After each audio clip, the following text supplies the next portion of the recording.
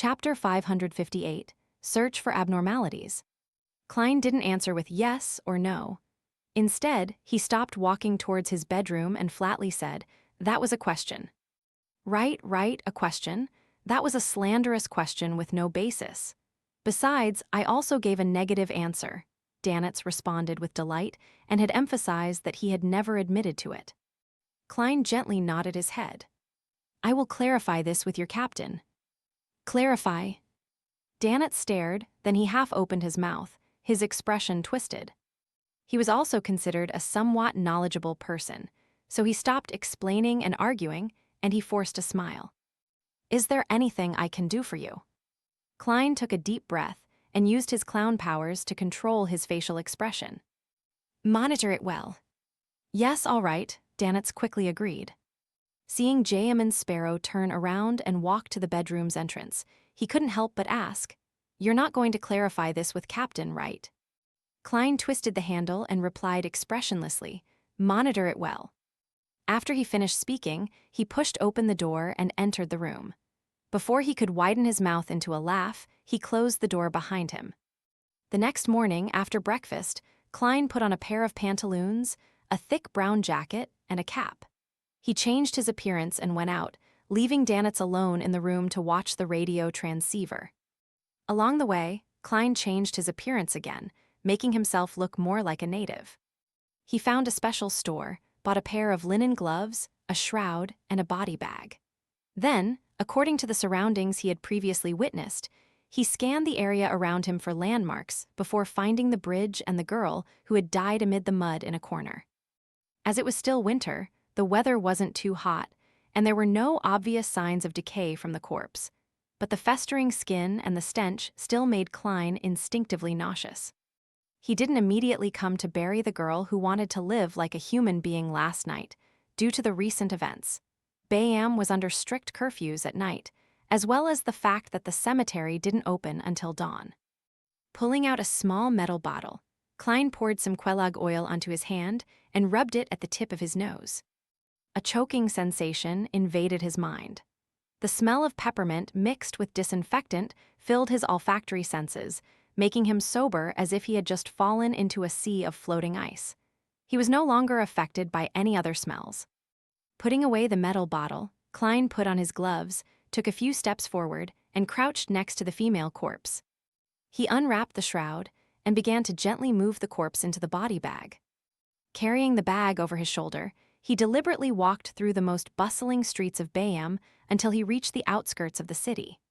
Along the narrow road where horse carriages couldn't pass, he scaled a mountain to its mountainside. There was a cemetery specially prepared by the Church of Storms and the Governor General's office, for the natives. As for foreigners, such as businessmen, adventurers, people from Lone, Intis, and Fainapotter, who had settled down here, they had their cemeteries situated on the opposite side of Bayam on a flat and soothing plain with forests backing them. Klein climbed higher and higher and entered the unnamed cemetery, where he found the gravekeeper dozing off. "How do you want to bury him?" The gravekeeper pointed at the body bag. "If you want to do it for free, you have to wait a few days until the corpses in the morgue accumulate to a certain amount, then they'll be cremated together and buried in the same grave. Of course, there will be priests who will do a send-off for the souls of the dead in advance. 5 soli, and he will have an urn and a niche he can call his own. 2 pounds, he'll get an urn and a grave with a tombstone. If you don't want him cremated, you'll need a coffin. You can pick one over there. They're priced differently based on the type of wood." Klein thought for a moment, then he took out 5 soli in notes and handed them over. "What's his name?" The gravekeeper counted the notes, picked up a fountain pen, and asked with a good attitude. He didn't actually know how to write words, he just wanted to draw symbols to help him remember. Klein paused for a second and said, "Birdie." "Birdie?" The gravekeeper repeated it in a low voice and drew a symbol. Without looking up, he continued, "She can have an epitaph on the niche." Birdie was a typical female name in the Rorstad archipelago. Therefore, the gravekeeper no longer mistook her gender. Klein remained silent for a few seconds, then he said in a low voice, "She is a human being." "She is a human being? What a strange epitaph." The gravekeeper muttered, "Do you have a picture? I know you don't." Before he could finish his words, he saw the other party hand over a photo. It was a portrait that Klein had drawn using a ritual. It perfectly reproduced the girl's looks before she fell ill. In order to not be suspected, he used the corresponding type of paper and some technique to make the portrait look like a real photograph. The gravekeeper was surprised but didn't say anything. He quickly took the information and carried the body bag to the hut where the priests resided with Klein. After the send-off and cremation, as well as the storing of ashes into an urn, the photograph was pasted on and an epitaph was engraved, putting an end to the entire matter. Klein took a deep look before turning around to leave the cemetery. As he walked down the mountain path, he saw Bayam in its entirety. The sea was pale blue, nearing the color of green. It was empty as far as the eye could see. Sails were stacked by the harbor and the chimneys towered high. The streets were crisscrossed as people came and went. The surrounding estates were densely packed and there was plenty of greenery. The distant public roads were wide and the railways were straight. It was like a beautiful oil painting that was produced by a master. It was filled with vitality that was hardly describable. At the top of the clock tower of the Cathedral of Waves, the Church of Storm's cardinal, high-ranking deacon of the mandated punishers, John Cotman, stood at the edge, looking out over the refreshing sea and the mountain range that stretched out along the coastline. The pollution in Bayam was rather low as the mining and smelting industries were located in other cities on the island. The mainstay here was the spice trade, the brothels and casinos, and the accumulation and transit of goods. It lacked a fully formed industry, and there was a limited number of days needed for coal to be burned for heat. As soon as King John Cotman retracted his gaze, he saw a mandated punisher running up the spiral staircase. "Your Eminence, there's new information." The mandated punisher struck the left side of his chest with his right hand. "What is it?" The well-built John Cotman turned around and asked. The mandated punisher handed over the piece of paper in his hand. "News from within the resistance. They've received a response from Calvatua. They're in the process of creating new statues." "New statues?" John Cotman unfolded the note and skimmed through it. He then turned his head to the interior of Blue Mountain Island, which was covered in a sea of dense forests. After a moment of thought, he said, "Search for abnormalities in the archipelago's sea area." He was certain of one thing from the intelligence, that the mysterious person who had taken away the characteristic left by Calvatua hadn't left the waters of the Rorsted archipelago. This could be determined from the fact that the person could disguise himself as Calvatua and reply to his followers. Meanwhile, John Cotman knew very well that the beyonder characteristic left behind by Calvatua, who had gone mad before its death, would lead to severe side effects regardless of whether or not it was reduced to a real item. Therefore, it would definitely result in an abnormality in the surrounding area. Moreover, he believed that it wouldn't be easy for the mysterious person to find a proper sealing method. Even if he had found it, there was no way he could control the effects when responding, hence exposing the problem.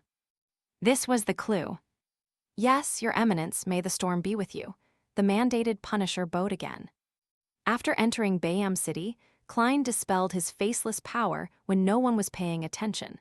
He returned to the Wind of Azure in via carriage.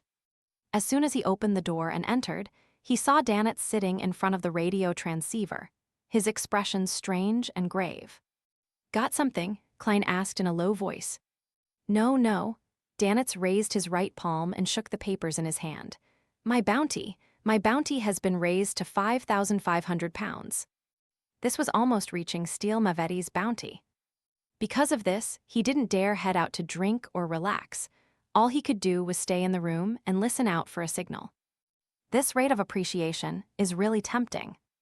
For a moment Klein didn't know how to react, so he said without expression, "This is just the beginning.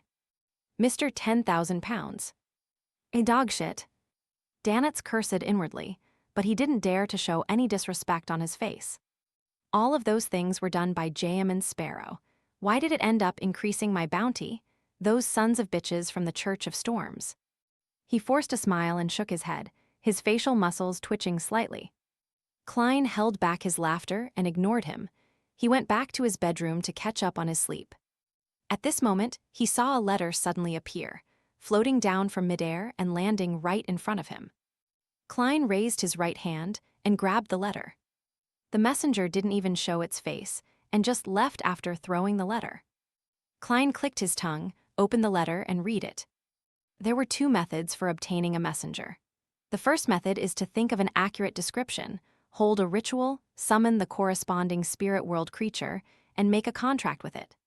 The second method is to directly enter the spirit world and search for a messenger that you wish to obtain. After obtaining its consent, sign a contract with it, and then record down the accurate description language for later use. The first method is relatively simple, but it is also rather dangerous, because what fits the description might be a powerful spirit world creature or a strange evil spirit. Every time you summon it, you cannot be completely sure what you will attract, and this is a risk that is hard to divine in advance. The danger of the second method is that it isn't easy to find the appropriate messenger, and there's a risk of getting lost in the spirit world. Unless you're a traveler, otherwise I do not suggest the second method. For the first method, I can provide you a description that has been tested and verified. As long as the process is done accurately, the level of danger will be rather low. But it might not satisfy you. Also, the contract needs to use powers in the undead domain. You can use my copper whistle to provide for that. The format includes the following paragraphs. Of course, if you don't mind, I can transfer a messenger to you as a gift and have it sign a contract with you. Transfer it to me as a gift. It's no wonder that the messenger didn't even dare show its face.